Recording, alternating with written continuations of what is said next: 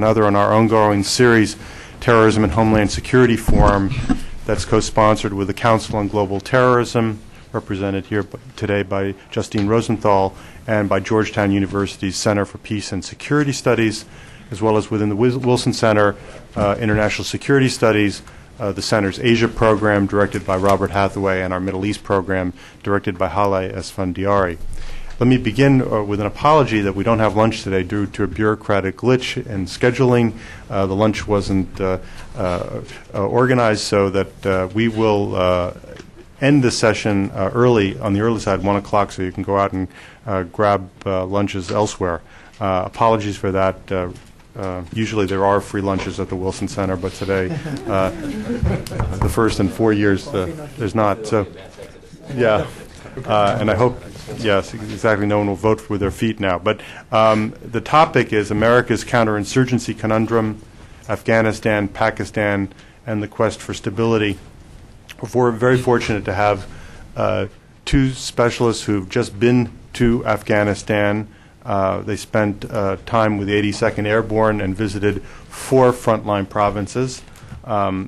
We're delighted to welcome Seth Jones as a political scientist at the RAND Corporation.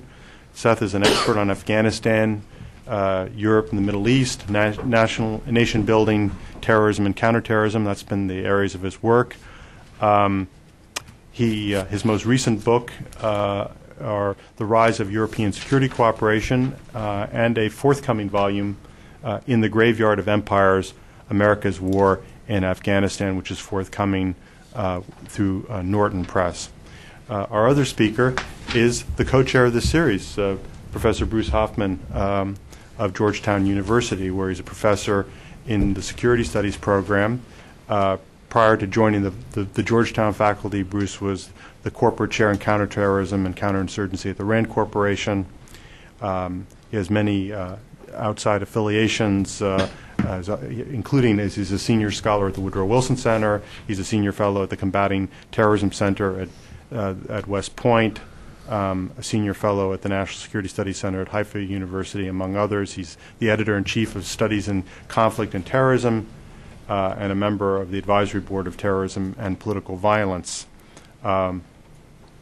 He served as well as an advisor to the Director of Central Intelligence, and has worked in the field of terrorism and insurgency for some 30 years.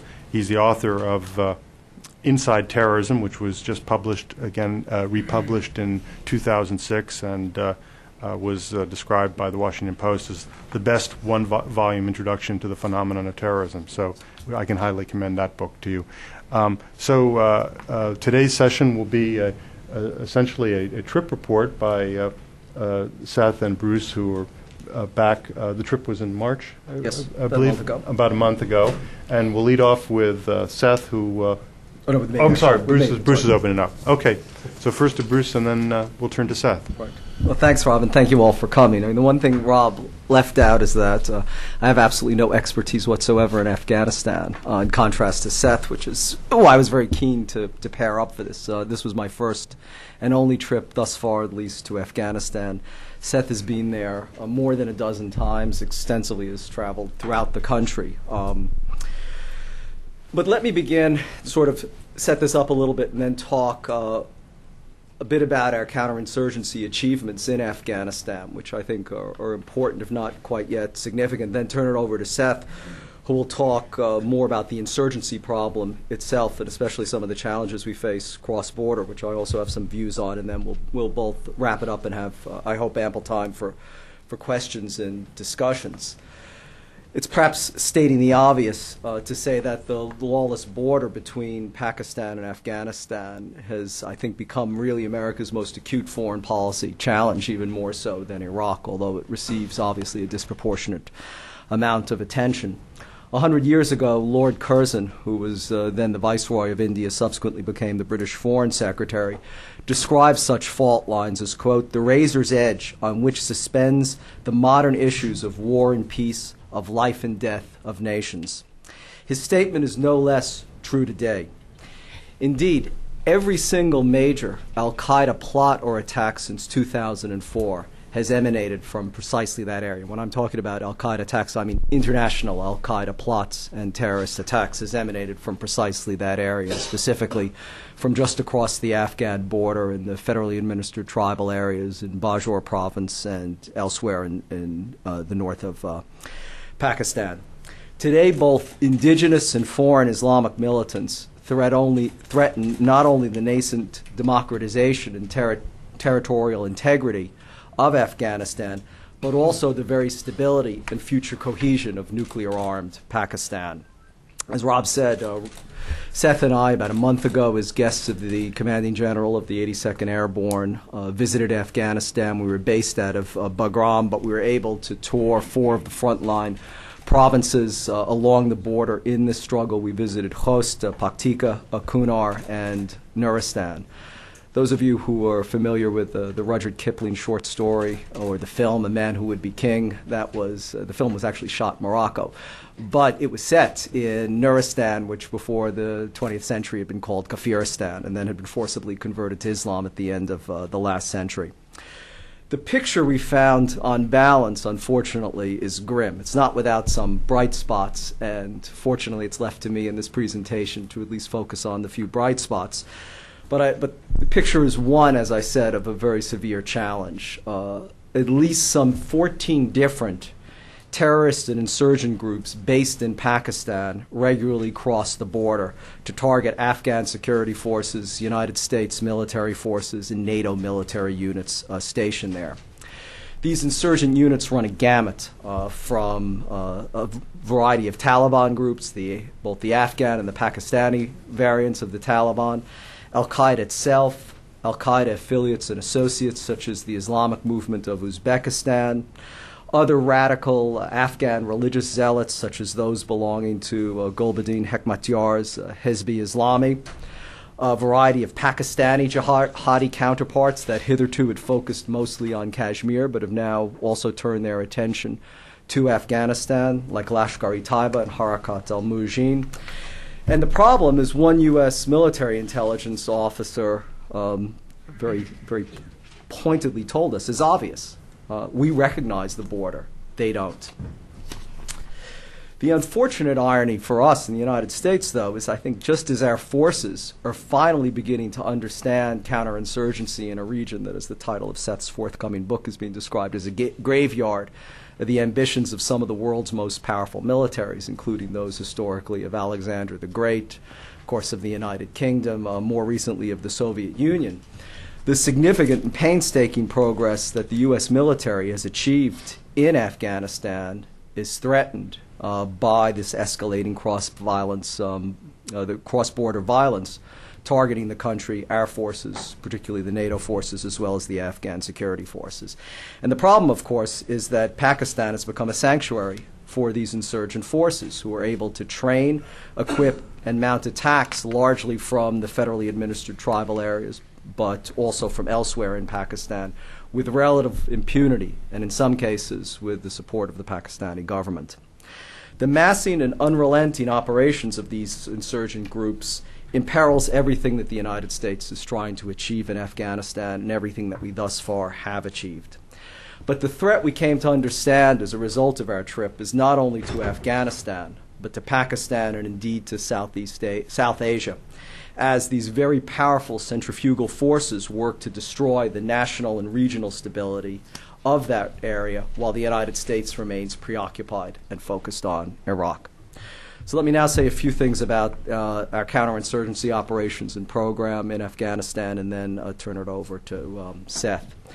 The question I went foremost in my mind, and it was in part a reflection of several decades' work in this area, but more specifically as a result of my experiences when I was with the CPA in Iraq 4 years ago and then on subsequent visits to Iraq, is I think one of the questions of the hour, which actually is being answered in a much more favorable or positive way than I would have ever imagined, and that's, can conventional militaries effectively counter insurgency? And I would argue that until recently, the evidence was arguably discouraging so far as the United States military was concerned. Our inability to stem the rising tide of violence that was then submerging Iraq was one case in point, but also as I had heard before going to Afghanistan, and as we heard even while there, that in the past, clumsy, often inadvertent, very heavy-handed American tactics had had a counterproductive and an undesirable effect on the Afghan people, alienating them rather than bringing them to our side. And thus, I think it also sown considerable doubt on whether conventional U.S. forces could effectively perform counterinsurgency. Well, we heard last week with the visit of General David Petraeus to Washington how effective American forces have been in Iraq as part of the surge and is really adopting the counterinsurgency mindset that General Petraeus himself pioneered, and which, of course, is encapsulated in the new counterinsurgency doctrine.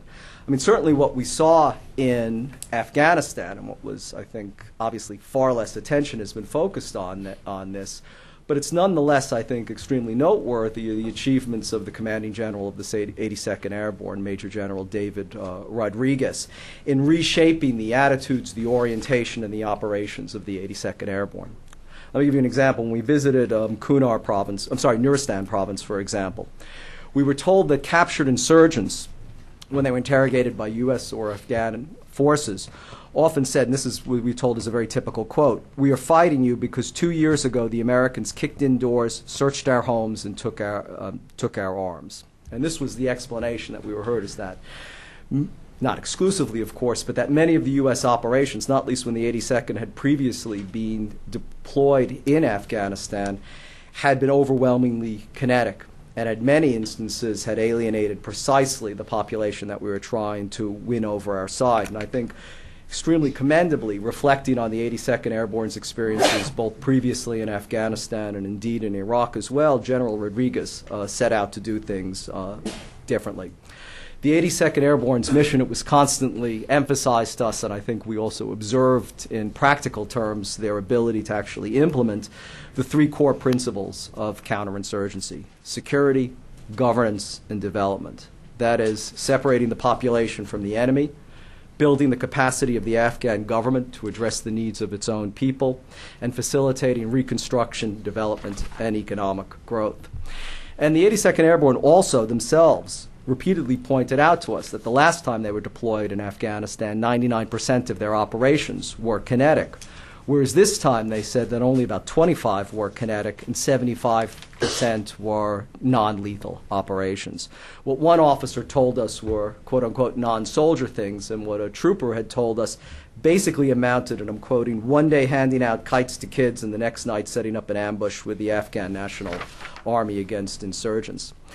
What was also interesting from the 82nd's point of view is the importance that they ascribed to information operations. Now, they were under no illusion, and we were also told by many people that, in fact, our opponents were far more effective and far more active in the information operations realm than we were. But nonetheless, this was almost universally, from headquarters to when we were out in the field talking with local commanders, recognized as of, in counterinsurgency is one of the most important components of a winning and effective strategy. One field commander, for example, told us that even when you do a righteous hit and take out a bad guy kinetically, we take steps, not a step, but steps backward. And it was fascinating talking to this particular colonel, because he said that his father had in fact served in Vietnam in a line infantry unit, and that his father had always talked to him and discussed with him how the father had been frustrated by the overemphasis on kinetics and on maneuver and on mobility and search and destroy, and not clearing and holding, and the emphasis that also development could play in strengthening the allegiance of a population, both to a government and even to a foreign force. So in this sense, he then went on to say that fighting the IO piece, the information operations piece, is the most important. The use of non-lethal stuff is what changes communities. Bullets don't work to change this. Information operations does, through effects, through governance.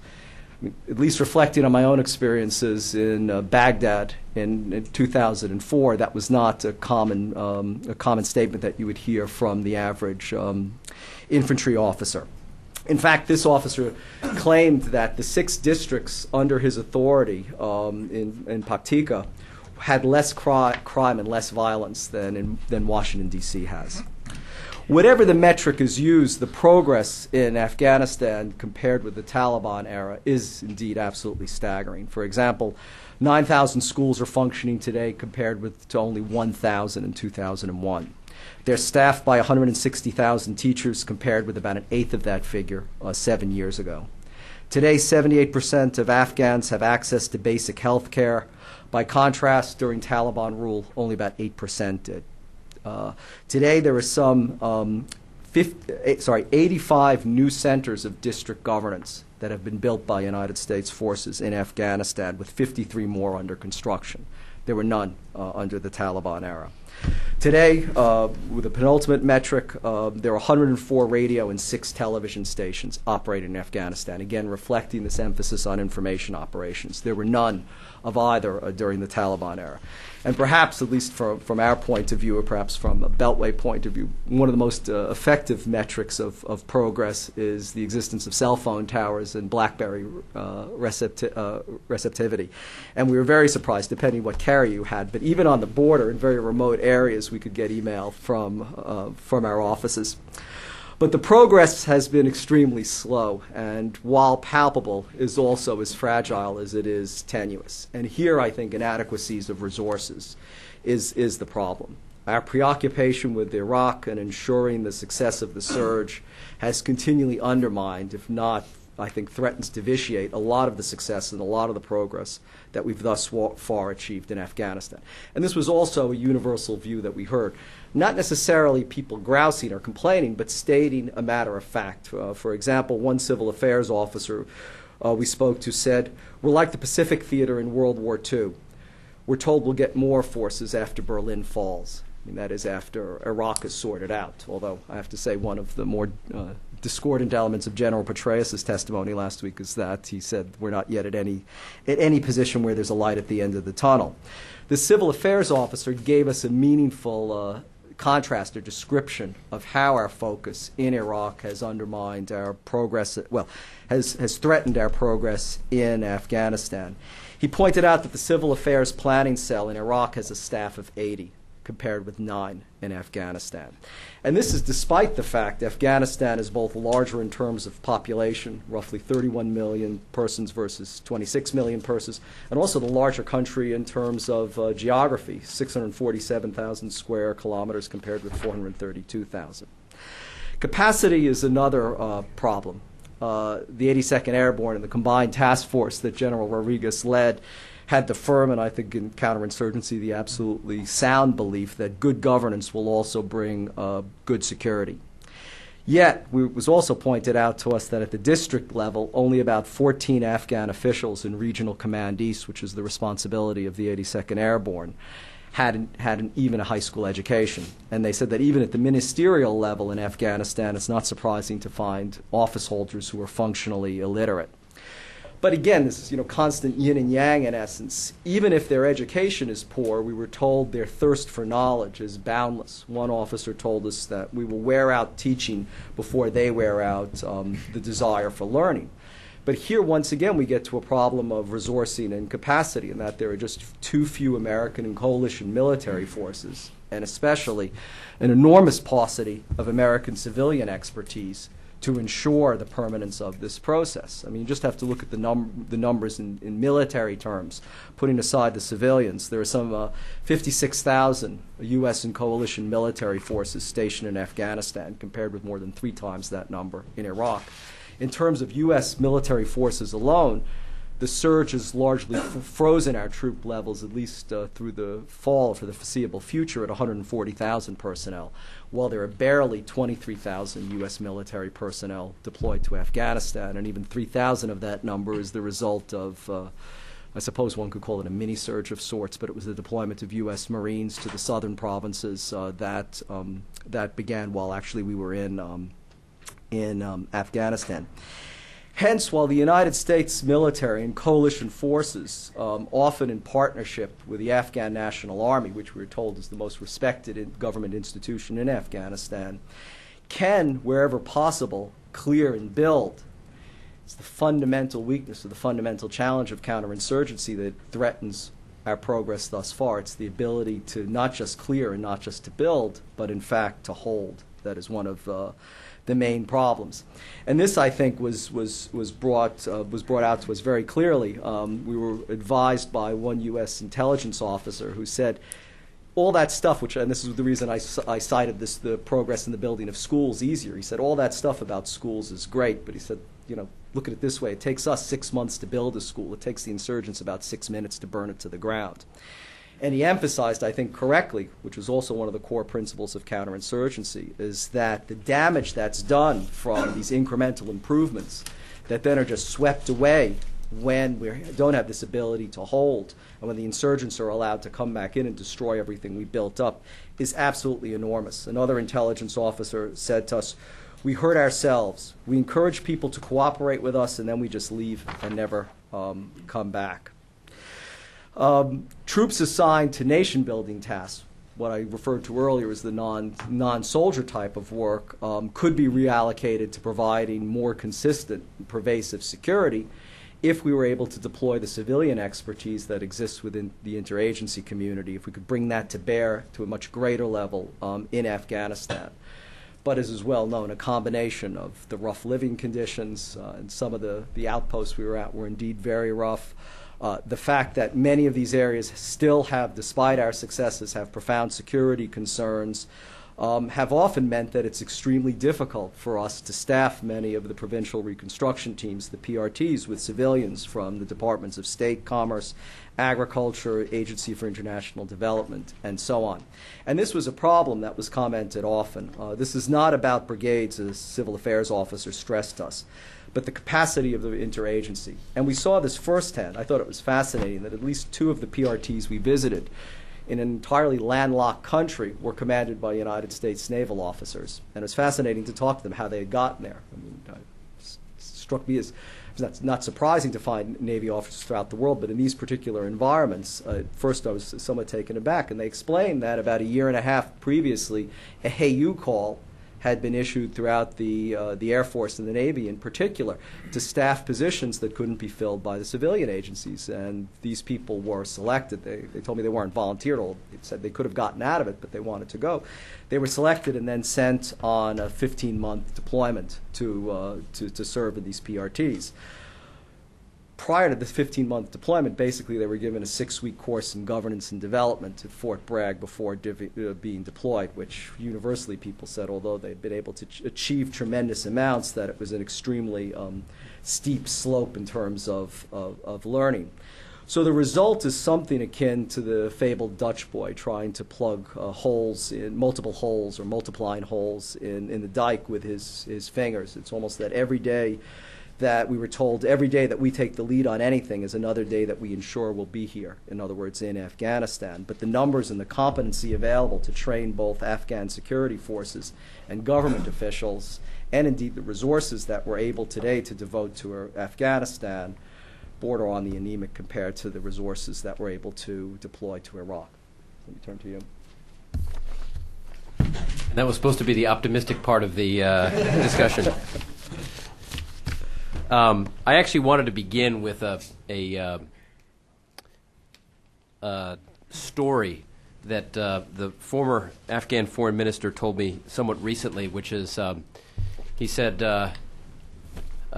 there's an American who's walking in downtown Kabul, and an Afghan approaches him and says, obviously you're a Westerner, you actually look like you're an American. It was the New York Yankees hat that gave it away.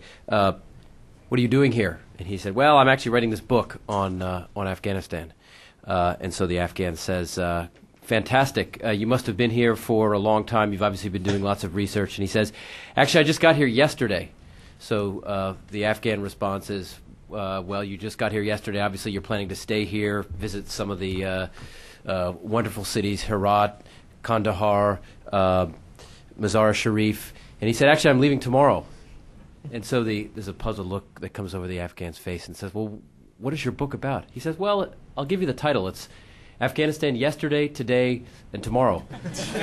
And what you actually see, though, is a legacy where certainly the United States played a major role in the 1980s in the anti-Soviet wars. Its staying power in this region for better or worse, is certainly questioned. What I'm going to do now is take Bruce's comments and then look at the challenge, I think, that faces this area. Because as you travel the border provinces on the Afghan or the Pakistani sides, I think the nature of the threat becomes very somber. And I want to make sort of two comments before jumping in. One is, I think this insurgency, or these insurgencies, have actually become less centralized. The number of groups have actually proliferated and become involved on both sides of the border, have actually increased. I mean, just to use one example, we've even seen groups that have traditionally focused on the Kashmir front that have also joined especially the Afghan insurgency, like Lashkar, for example, that have been tracked in Afghanistan. So we've seen a pull from other fronts into this general area. So I think the number of groups has proliferated. There has actually been a decentralization of the insurgency. And then what I'm going to do is sort of walk you through one way to look at the challenge, broken down into a series of regions. Now, this will obviously oversimplify what actually exists, but I think at least captures some of the dimensions. As you start off in the southern portions of Afghanistan and across the border, you have what is generally characterized as a sort of Taliban-led insurgency, or it's really actually multiple Talibans. The Omar part of the organization based out of the vicinity around Quetta, Pakistan. As you move up into the tribal areas, you're also getting a number of organizations like affiliated with Baitullah Masood. But the border then becomes fundamental. Again, as we heard multiple times on our trip, and we've heard previously, the cross-border infiltration, improvised explosive device components, suicide bombers moving from one side of the border to the other, arms flowing quite freely, that the border in general is a sieve. And I think it was quite clear, as we were briefed many times too, the command and control structures, to the degree that there are command and control structures, most of those exist on the Pakistani side of the border, not the Afghan side of the border. Though I think it's certainly true that there's significant recruitment of fighters that obviously happens on the Afghan side. So I don't want to overstate that issue. As you move a little bit further up that border, you have an area that is on the Nuristan side, on the Afghan side of the border, Chitral and the Northwest Frontier Province on the other. That is an area that is populated by a range of groups, including Hezb Islami. This is Hekmachar's organization, TNSM, and a range of other groups that move back and forth across the borders regularly. In fact, what we were told at virtually every forward operating base in PRT there is, just a complete inability to stem what is going across both directions along the border, but especially what is coming from Pakistan into Afghanistan. As you move a little further south, you have the area here in the black that's primarily the area where most of the Al-Qaeda is believed to be operating, as well as a range of groups on the Pakistani side. This is in particular North Waziristan, also elements of the group, high-value targets believed to be operating in and around Bajor and sort of in the general vicinity of Bajor, where the Dambadola strikes were back in 2006. But I think as people said fairly freely to us, general view that what some may call core or central al-Qaeda globally is based out of this area, and there's obviously intelligence that tracks back to not just the July 2005 attacks in London, but also foil plots in Germany, for example, in September 2007, Spanish plots, January 2008. There is a constant migration of fighters coming into train in this general region. And the August 2006 airline plot. August Get that. 2006 That's airline important. plot that some, like Eric Schmidt, noted quite recently the death of Abu Ubaidah al-Masri, which appears to actually have been benign. He was not killed by anyone but by hepatitis. So sometimes nature can be friends of the United States as well as predators. As you move into this red area here, that is the general area where the Siraj Haqqani and his network is operating on the Afghan and Pakistani sides of the border. He has, I think, in many ways, as intelligence reports or intelligence officers said to us on several occasions, he has put himself on a path where he is trying to outdo his father, Jalaluddin, the famous Mujahideen commander that the U.S. worked with in the 1980s. Siraj has done at least two things quite well, apparently. One is he actually has deeper links, we are told, with al-Qaeda and the foreign fighters, especially Arabs, operating in the tribal areas. He also has reached deeper into central Afghanistan in the area surrounding Kabul. So there are links with him, for example, in the recent Serena attacks at the Serena Hotel in Kabul. And Siraj Haqqani has become quite a competent insurgent fighter whose objective, as with many of these groups, is to overthrow the Karzai regime and then to target U.S. and NATO forces. So two broader or three broader points as we look at this continuum. One is, as I said earlier, there is, I think, less centralization than there's probably ever been over the last few years on the state of the insurgency. More groups, again, a number of groups that have come from the Kashmir front have also joined the fight here recently. Second, the border, the Pakistan-Afghan border areas, including Pakistan, has become is absolutely fundamental to the state of the insurgency. And then third, probably the most controversial aspect of this, but we heard this regularly actually, is elements of the Pakistan government involved in providing at least non-lethal support to Taliban and especially Siraj Haqqani. Also, other elements of the government, including Frontier Corps. Now, this is not to say that the government of Pakistan is certainly aligned against NATO or the United States, but certainly parts of its government continue to provide resources and funding to groups that are fighting against the United States, NATO, in Afghanistan. I think this is, there are a range of reasons this is probably happening. Ideological balance of power with Afghanistan's strategic alliance with India. There are probably a whole host of reasons.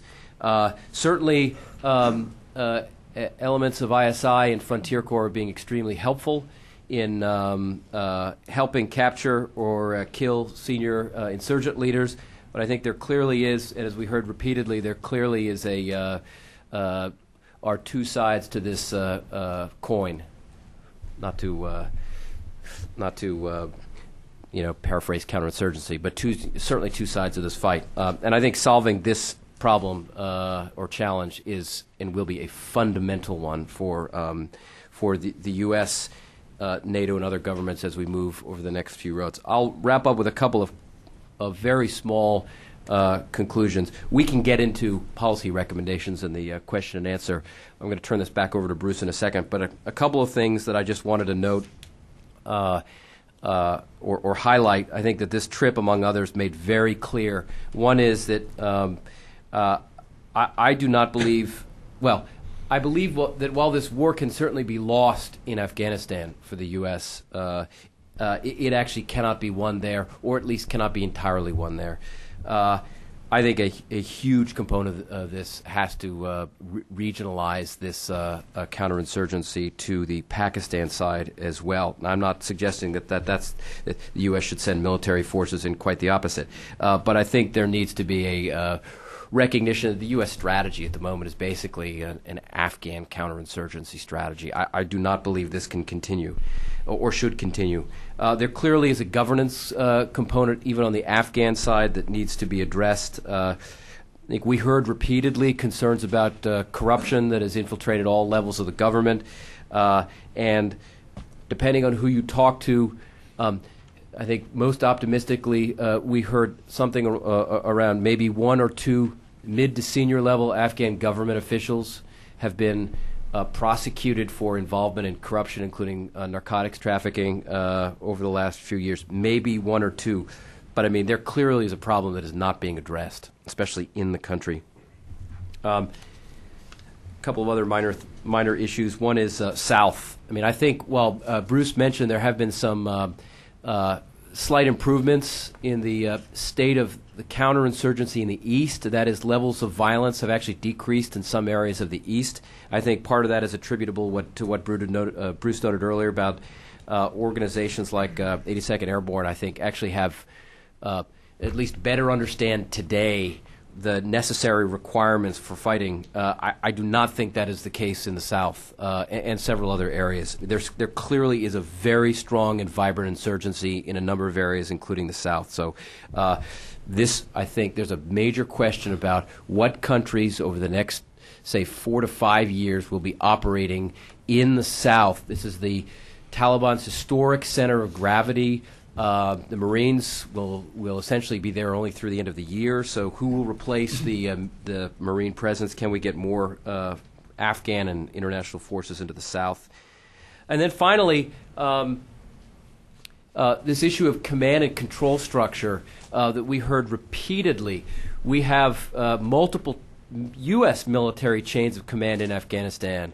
We have we obviously have a European Command, Central Command, Special Operations Command that are not always in agreement on strategies. Even with the General Rodriguez operating in the East, he's a 2-star. The police and Army training program is also run by a 2-star out of Sistika in Kabul. There are chain of command problems, I think, on multiple fronts, and there is a desire to actually make the U.S. military chain of command a bit more efficient, if possible, rather than having multiple chains of command. There are also a whole series of things, I think, on the Pakistan side as well. We're running out of time, so I think I'll save those for the question and answer session. But again, I think the nature of the threat in this area is severe. Is actually getting worse over time. And while there certainly have been, I think, improvements in the East, at least short-term improvements in the East, I think the inability to recognize the regional dimension of this will and can create very serious problems for the U.S. in particular over the next several years. Great. Thank you very much. Seth, let's open it up now for comments and questions. If speakers could please identify, we'll start with this gentleman here, identify themselves and their institution. Mark Tavlaridis. Could you just wait for the microphone? Thank you. Being webcast here. Hi, Mark Tavlaridis with Van Scoyoc Associates. I'd just like to ask a follow-up question about the Frontier Corps. Congress, per administration request, has now authorized support for the Frontier Corps, training and equipment to enable them to combat the insurgency in the tribal areas. But I was curious about the one comment that, in fact, there are, I guess, Frontier Corps sympathies toward what we'll call the bad guys in the tribal areas. I've heard about that with respect to the ISI and the Army, but not much about the Frontier Corps. So how do you kind of square, one, is it a good idea for us to engage the Frontier Corps through training and equipment programs, and how do you reconcile that with the comment about Frontier Corps sympathies? Yeah, I'll follow. Well, it's a very difficult question to answer. I think first of all, it's impossible to generalize about any organization. So my comments were not to generalize, for example, about the Frontier Corps, but we've seen in the vicinity of Shkin, for example, we've seen Frontier Corps complicit in providing support to, including direct fire support to Taliban offensive operations in Afghanistan along the border.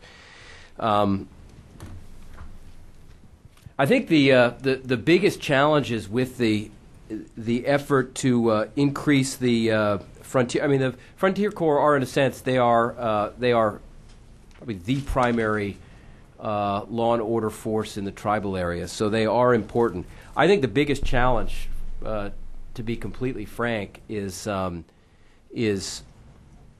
just building their capacity, but also impacting their, for lack of a better word, political will. Because the danger is, as actually someone on this trip mentioned to us, is you build more competent forces that can undermine U.S. interests in the region. So, I think that actually then requires finding ways to make sure, if you are improving their capacity, that you're also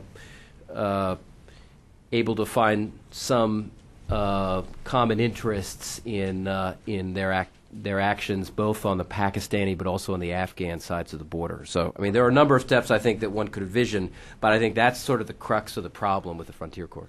Yeah, I would just add that we're looking for a short or immediate fix by building them up. It's not going to happen. As we were told, they're not worthless or inept, but the kind of progress and the kind of operational capacity we want them to have is not something that's going to be imparted in just a matter of months. There's the problems that Seth just described, that they're locally recruited, that they're locally assigned, that they're passionate, and they have deep tribal ties with many of the people they're fighting against.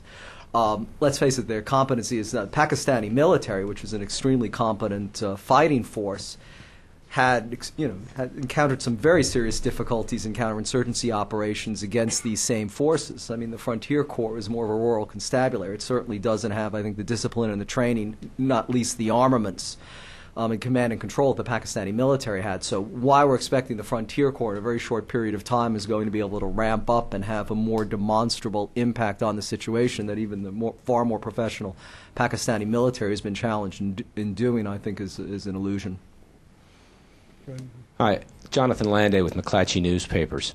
I just came back from about 2 months in Pakistan, and I'd like you to comment on the following. First of all, since we're talking about Fatah, what you think the impact on the overall situation will be if and when the new government in NWFP goes ahead and opens negotiations, if they haven't started already, with insurgent elements based in NWFP, based in Fatah. And also, one of the most significant things I found was a major change in attitude by the population in the Fatah in terms of their disgust now and their exhaustion from having to host these insurgent groups that have brought so much misery and violence to their everyday lives, and about whether or not you think it's possible for the United States to be, with the caveat that they still dislike the United States and the Pakistani army more than they dislike the insurgents. But is it possible to turn that around? Could you talk about those two elements in the strategy of trying to, and how it could impact overall?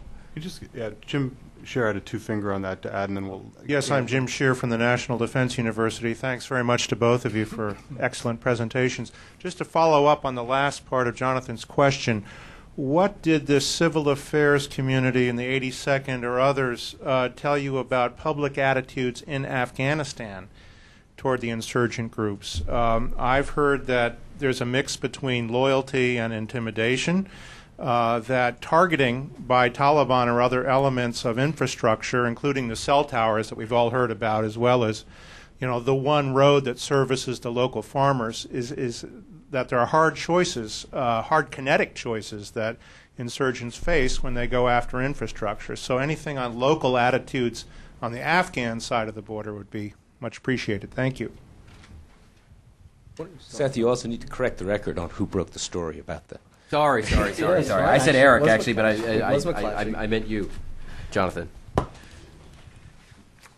Thank you. I was actually looking at him when I made the comment. So, but by the way, I want to make one point about cell tower. And I have the email to prove it. I emailed my wife from the just outside of the Kunar provincial reconstruction team on my BlackBerry. I had all 5 bars. I was on a Black Hawk, probably a 5-minute flight from the provincial.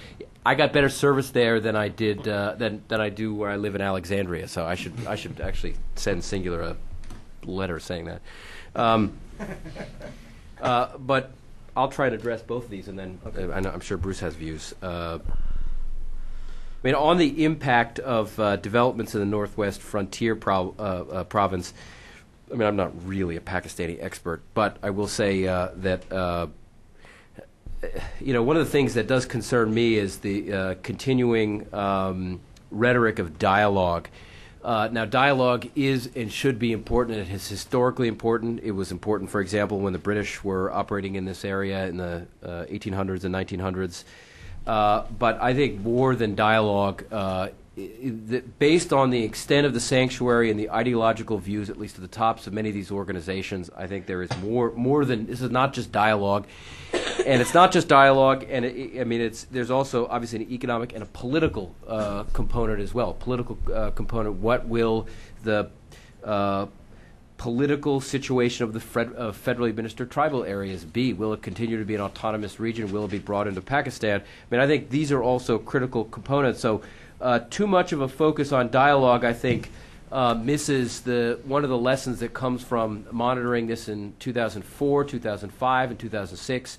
The agreements reached in Waziristan, for example, I think ultimately not only failed to limit cross-border activity and deny sanctuary to groups, but also, probably more importantly, actually strengthened the hand of militant groups operating in this area and allowed them to, as Bruce used the term earlier, hold territory that they had cleared. So I think dialogue in and of itself is a necessary component, but I think is dangerous if it is the sort of tip of the spear. The tribal elements, I mean, just a brief comment on this. I think one effective strategy that the Taliban and Al-Qaeda have done over the last few years, and I know you're going to slightly disagree with me, is they have effectively killed a number of tribal leaders. At least certainly has weakened the power of some of the tribes in the federally administered tribal areas. I think the fundamental question, though, is, and if you've looked at how the British dealt in this area historically, is to find ways to take advantage of local grievances against outsiders or intertribal grievances. So is there a way to sort of redirect grievances against Al-Qaeda and other militant groups, even Taliban actually operating in the federally administered tribal areas, and push some sort of bottom-up, there's obviously a top-down component as well, but push a bottom-up sort of response to the increasing Talibanization of the tribal areas. I think there is, I think we would be different from the UNBAR strategy. But I do think there is a component, and I know the U.S. is actually looking at that quite significantly. Jim, you also had the civil affairs issue, but I'll leave Bruce to any other. Well, the civil affairs, I mean, this is an important question. I think, one of the main differences that struck me between Afghanistan and Iraq is that the Afghans want us there. I'm not convinced there are large segments of the Iraqi population that do. I think the problem that we're encountering, it's something I didn't talk about because I was at least trying to emphasize most of the positive, but I think one of the biggest challenges we face amongst this, this almost infinite number is the growth of corruption and the alienation of the Afghan people because of corruption. I think my point that I sort of said as an aside, which was that the Afghan National Army is the most respected Afghan government institution in the country now, is important and is, further tribute to our ability to train them up and to professionalize them. Actually, almost everyone we spoke to gave the ANA very high marks. The problem is, once again, it's this paucity of resources and capacity and numbers, is that there's just not enough of them. So they're very professional and very efficient. In fact, on several occasions we were told that their intelligence capabilities are also quite good, which is, again, stands in marked contrast to Iraq, where often the indigenous security forces' intelligence capabilities are, good for sectarian reasons, but not so good against the insurgents. But, also very similar to Iraq, as much success as we've had at building up the armed forces is almost as, anemic or problematical as our efforts have been with the police forces. And this, I think in both countries, Iraq and Afghanistan, is an enormous problem. You can't have a functioning, stable society without police forces. That deploying military to do police tasks is building a foundation in the sand. And yet almost without exception, everywhere we heard there were enormous problems with the Afghan National Police in terms of corruption. We're locked into the same patterns that we've experienced in Iraq, where we'll train them multiple times at central training headquarters, put them back in the field, and they're in an environment where whatever professionalism we've imparted is completely overwhelmed by a culture of corruption or greed. So this is an enormous problem that's affecting, I think, confidence in the Karzai government and popular confidence in general. Justine Rosenthal? Yep. Seth, you made a passing mention of narcotics trafficking, and I'm wondering, when you're talking about corruption, Bruce, I mean, are these things intertwined? Is it not as important as we hear that it is?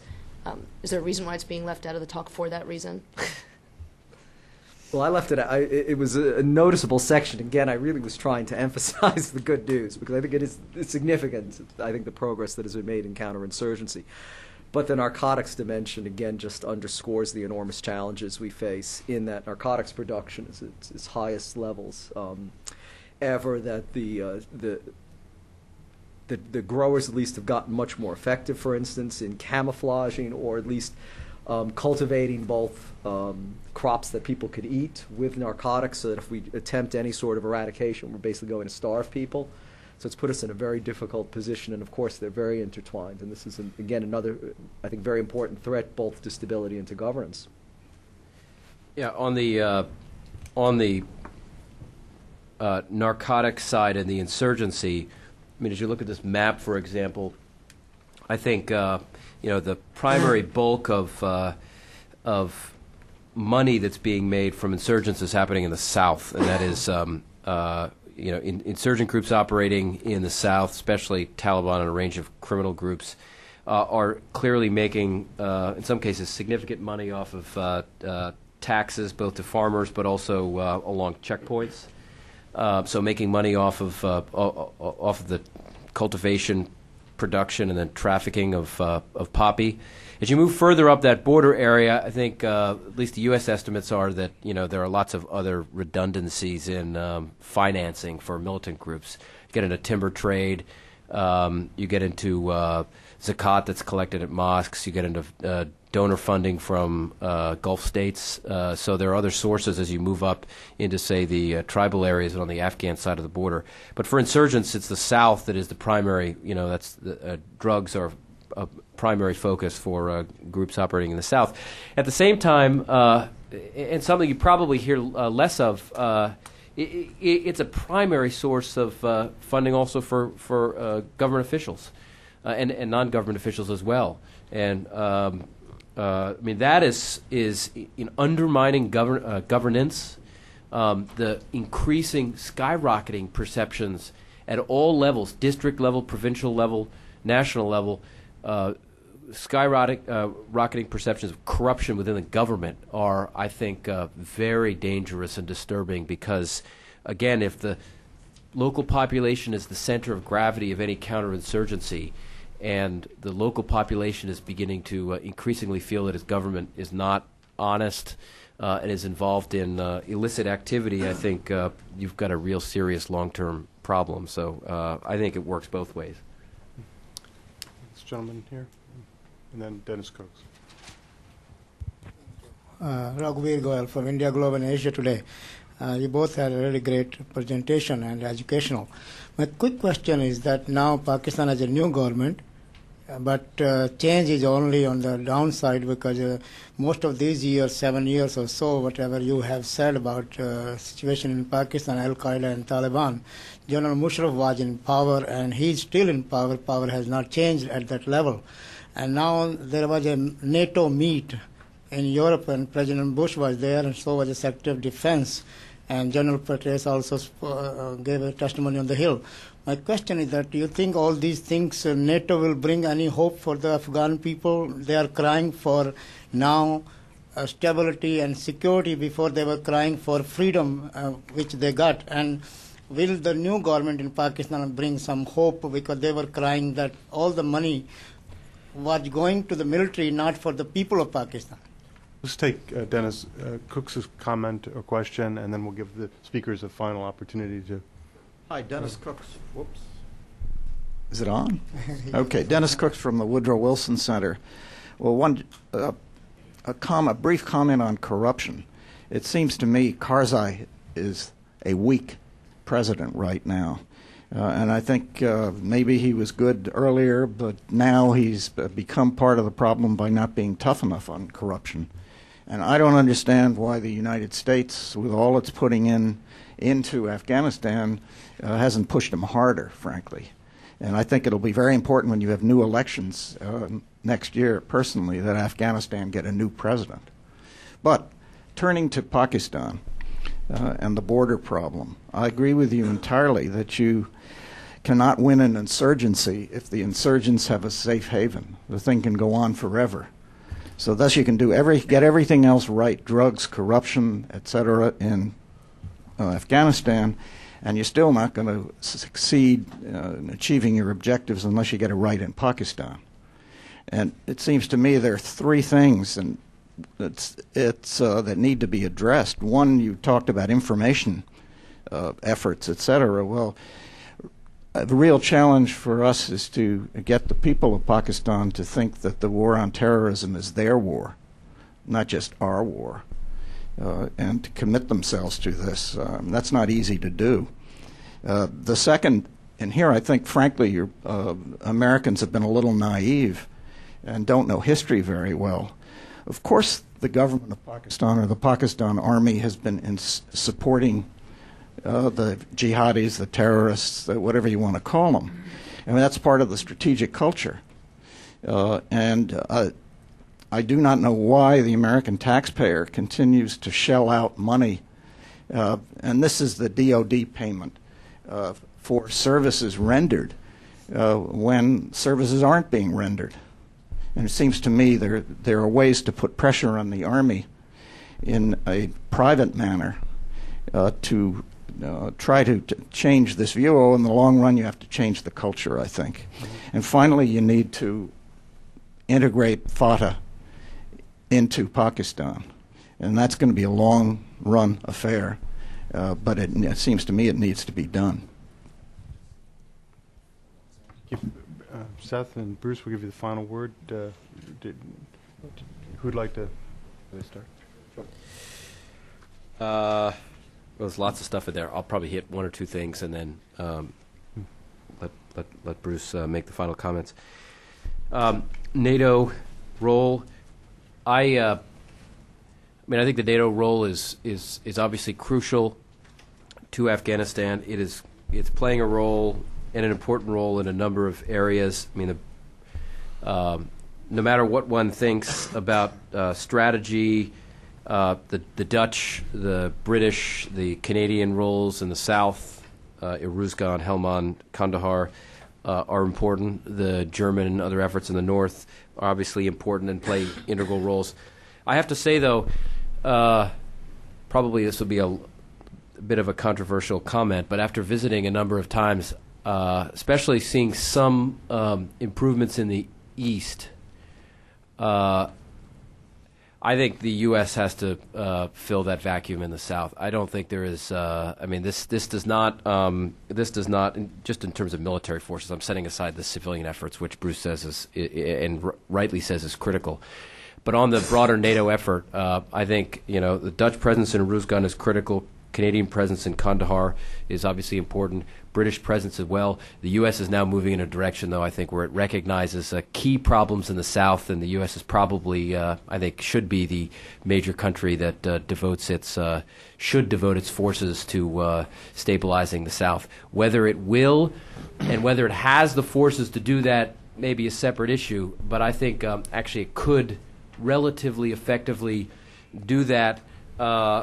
And I'm just talking about the international presence. Of course, this should be increasingly an Afghan national army lead in these areas. But I think the East and the South almost have to be integrated into one front where the U.S. plays a predominant role. I mean, I think that actually reflects the thinking on the ground as well, and in Washington. So I've probably said too much anyway. So Bruce, if you have any other. Okay. Well,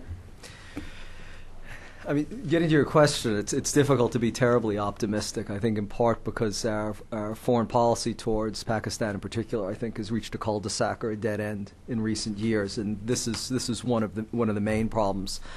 Our emphasis, our preoccupation has been almost entirely with Iraq. I think we've allowed South Asia to erode, and we've allowed the progress that we made certainly in 2001 and 2002 and 2003 in Operation Enduring Freedom to now not only be threatened, but to erode further.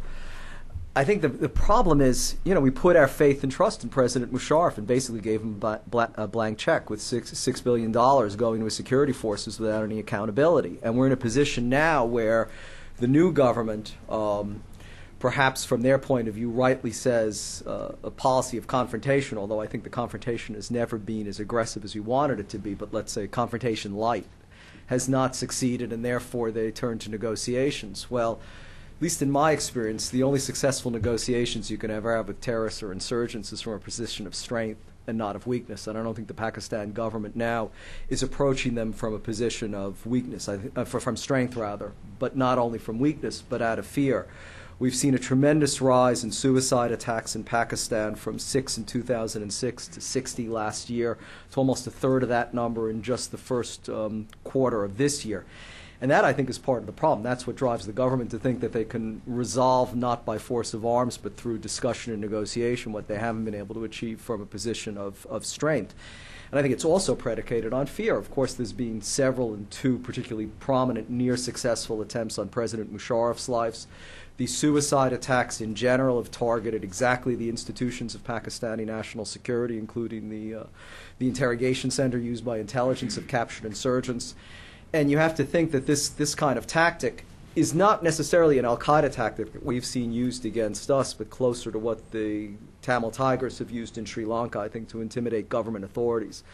That if you have insurgent or terrorist forces that can reach out and almost with impunity strike at the institutions of state, precisely those forces that are designed to preserve government, to protect government leaders, I think this often has a very corrosive effect on government leadership, driving them often to see solutions in negotiation and discussion that are born of weakness.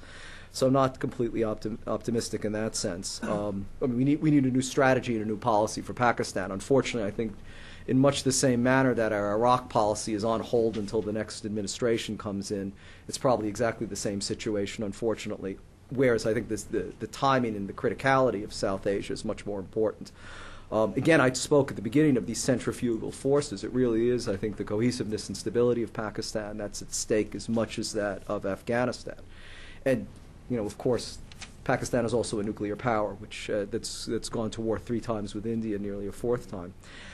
The problem we face with Pakistan is at least 2 of the major al-Qaeda plots of the past 4 years were broken up because of our cooperation with Pakistan, especially the August 2004 plots to simultaneously attack economic targets in Washington, Newark, New Jersey, and New York City, and then the airline plot from 18 months ago, which in and of itself, I think, should singularly worry us. Unfortunately, we only pay attention to terrorism in the wake of a tremendous tragedy. When attacks are aborted, we sort of turn our backs and go back, not quite to business as usual in the war on terrorism, but I think the lessons from that plot are enormous. On the one hand, our ability to deter al-Qaeda and the success I think we achieved of al-Qaeda in the beginning of the war on terrorism has been vitiated, in the sense that al-Qaeda in 2006 was not going after what we assumed a diminished, degraded al-Qaeda was only capable of striking.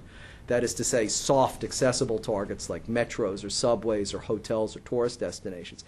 That attack was directed against the most internationally hardened target set since 9/11, commercial aviation.